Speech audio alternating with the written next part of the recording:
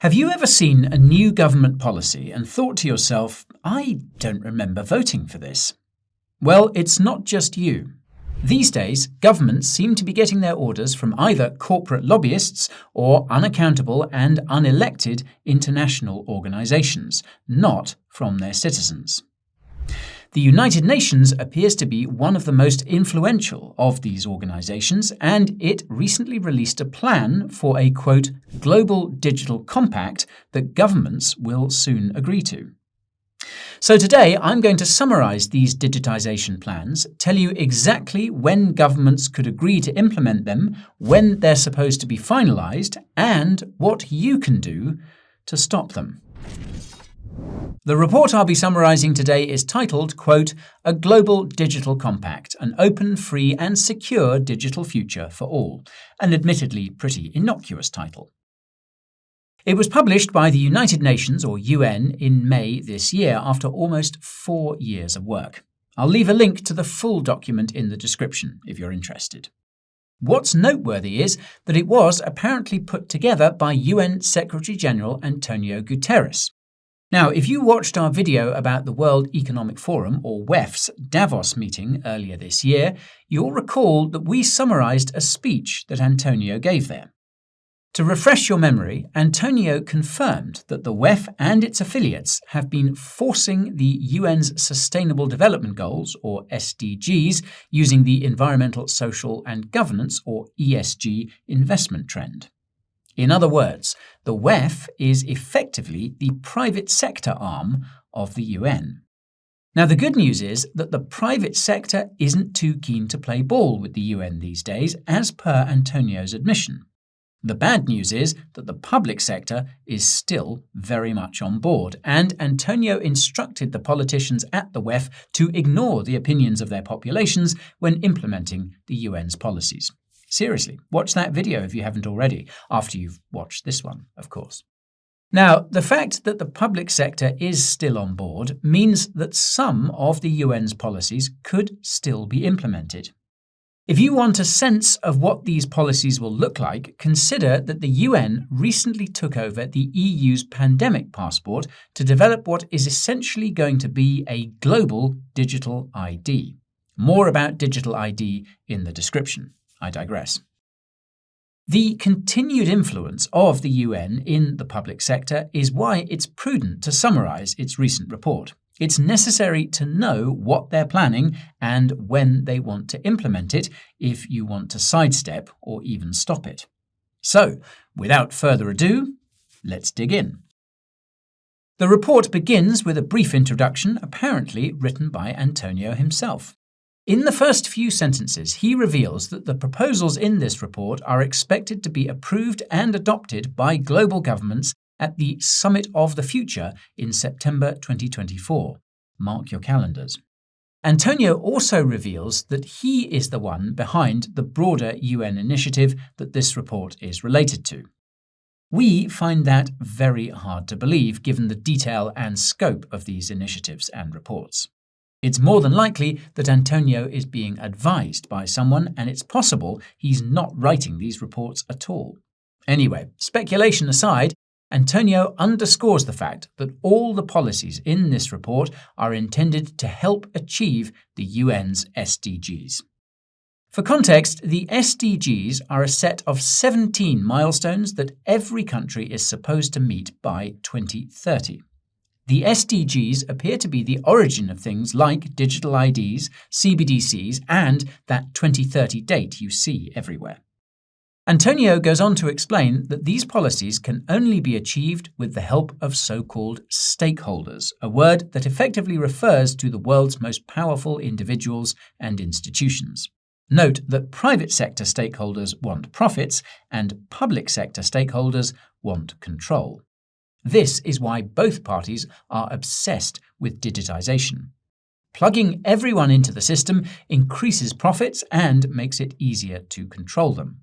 Antonio laments the fact that some people aren't as plugged in as others and seems to imply that this is the reason why inequality is growing around the world. Some would say that the real reason inequality is growing is because central banks and governments are lining their pockets and the pockets of their cronies using money that's been printed or taken from the average person via taxation. But that's a topic for another time.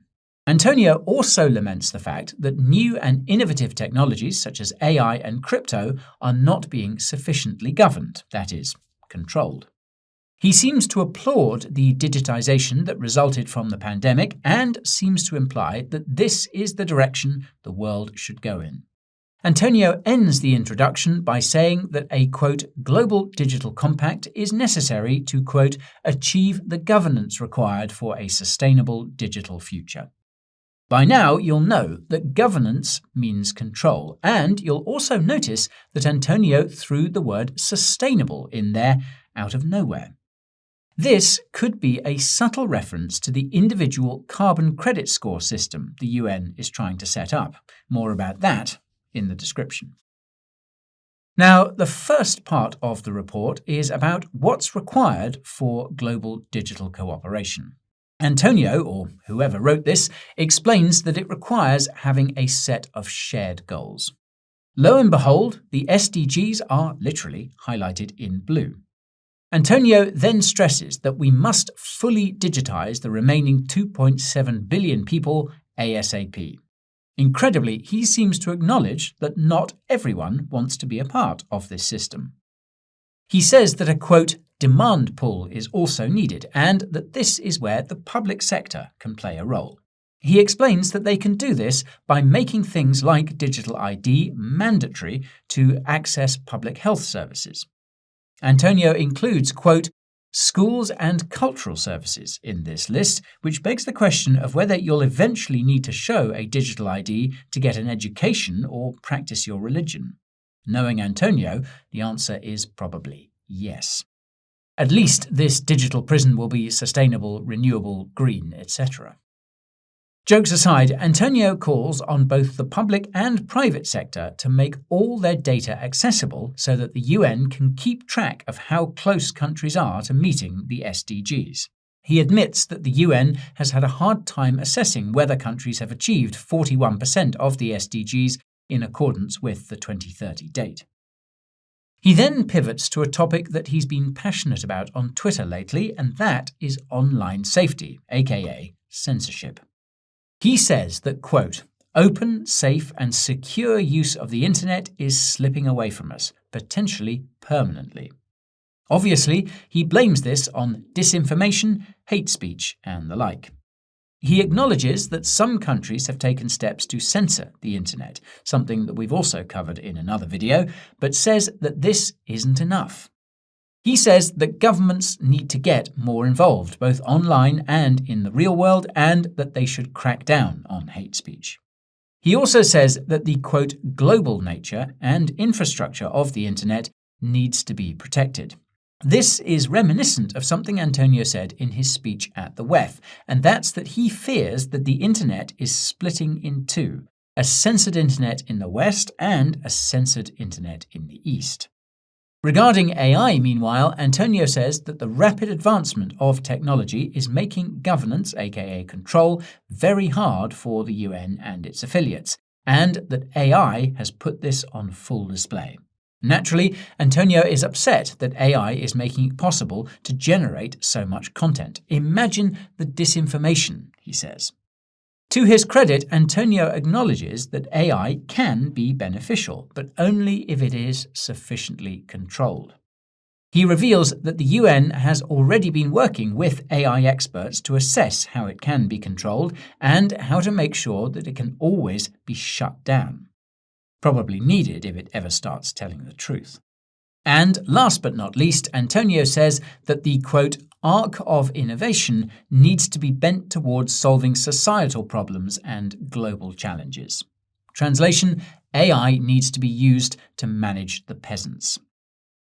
He basically says that governments need to be involved because businesses won't do this on their behalf. Some would say that some businesses are doing the bidding of UN-controlled governments already, but let's not go there. Now, the second part of the report is about that global digital compact Antonio is so obsessed with. He starts by saying that digitization should be addressed in a manner similar to the climate crisis. This is quite concerning, as it implies lots of regulation, intervention, and restriction of the internet. It would be crazy if they swapped out the climate crisis with some sort of AI-driven digitization crisis, but that would never happen, would it? Speculation aside, Antonio explains that the Global Digital Compact he envisions adheres to the UN's SDGs, and the purpose of the compact would be to ensure that the SDGs are met. He hints that this will require, quote, new governance arrangements. In other words, more shadowy organizations. Yay! Antonio then lists the objectives of the Global Digital Compact and the actions that stakeholders should take to ensure these objectives are met. The first objective is to plug everyone into the matrix, and Antonio provides a long list of actions, including subsidies and $100 billion of funding to this end. This ties into the second objective, and that's to invest heavily in digitization and to, quote, develop environmental sustainability by design and globally harmonized digital sustainability standards and safeguards to protect the planet. A word salad that sounds like total control of digital technologies. The actions Antonio recommends include money, and more money. They also include sharing data so that the UN can finally start tracking how far along countries are in meeting the SDGs. For reference, there's only 7 years left. It's safe to say that it's not looking good. Maybe they'll just rebrand, like last time. More about the Millennium Development Goals using the link in the description. Moving on. Now, the third objective is to end the, quote, gender digital divide and to ensure that labour rights are adhered to online. Like all fuzzy-sounding objectives, the actions required to meet them include some seriously dystopian stuff, including the creation of a dedicated UN government body in every country. Watch out for those. The fourth objective is to ensure the internet remains open, secure, and shared. The actions Antonio prescribed include avoiding internet shutdowns to, say, manage dissent or opposition. What's funny is that Antonio suggests that governments use, quote, targeted measures instead. This relates to the fifth objective, which is to address disinformation, hate speech, and the like, to develop, quote, trust labels and certification schemes, and to ensure that gender is included as a part of every digital policy to ensure absolute equality. Antonio proposes a long list of actions here, the most important of which is to establish a global code of conduct to ensure that the internet is policed properly in every corner of the planet. After all, if there's some place where free speech still exists, opposition to the UN and its allies could start to spread. Can't have that, can we? Anyhow, the sixth objective is to ensure adequate data governance, i.e., control. Actions include ensuring that all data is interoperable, because nothing says privacy like sharing your most sensitive data with every corporation, government, and organization on the face of the earth. The seventh objective is to ensure adequate control of AI.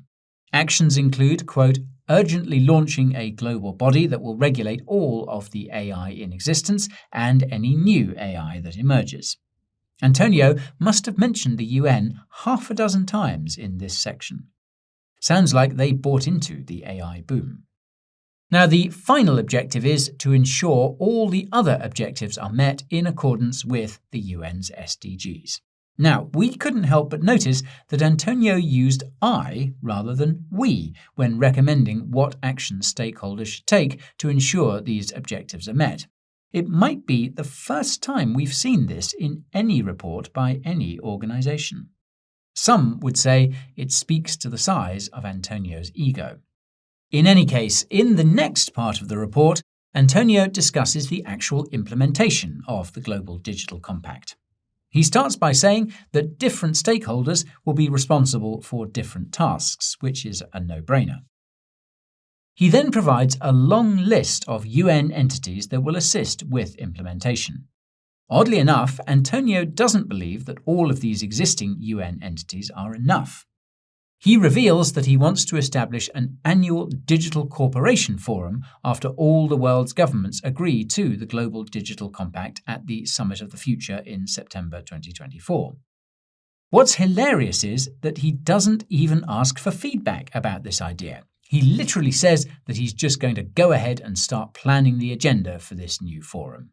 Would-be members of the forum already have homework. Every year, they're going to write a big report about digitization for the UN.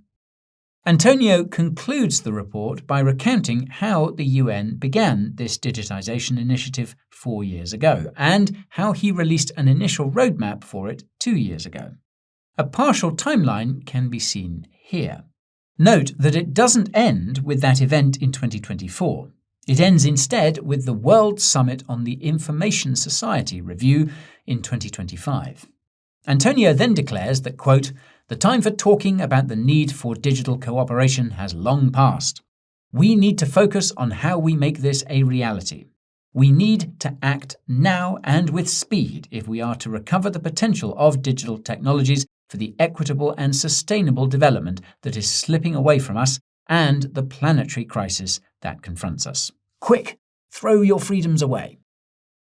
On that note, we couldn't help but notice that Antonio refers to countries as states, presumably in the global government structure the UN is apparently trying to create.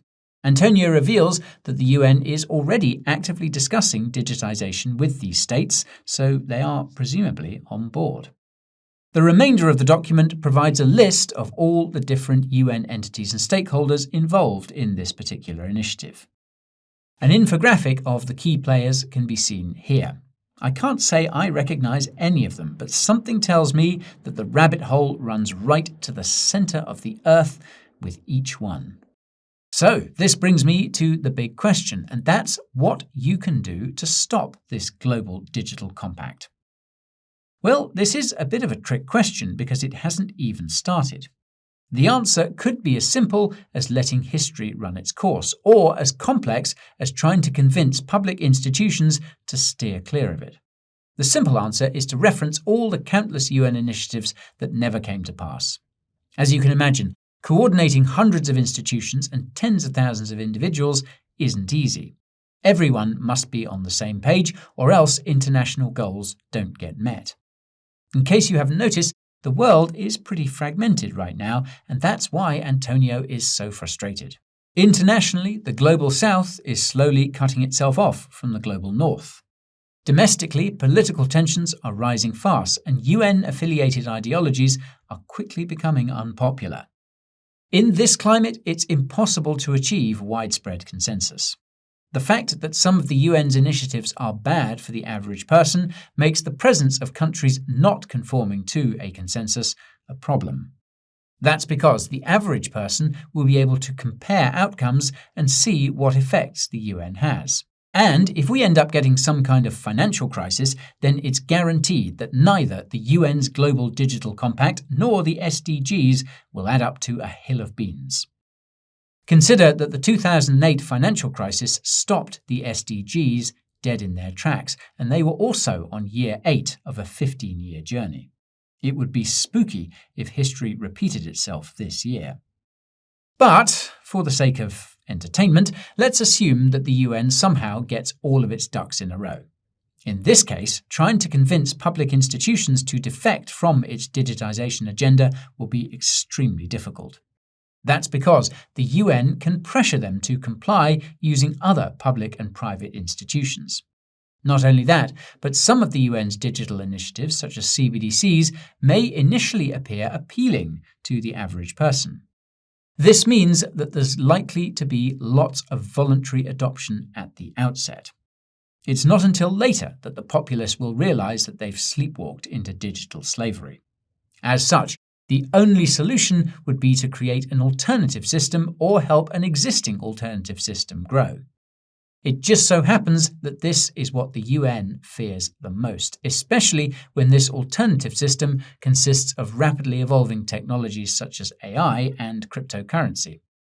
Indeed, the fact that the UN fears these kinds of technologies is proof that they are a part of the solution.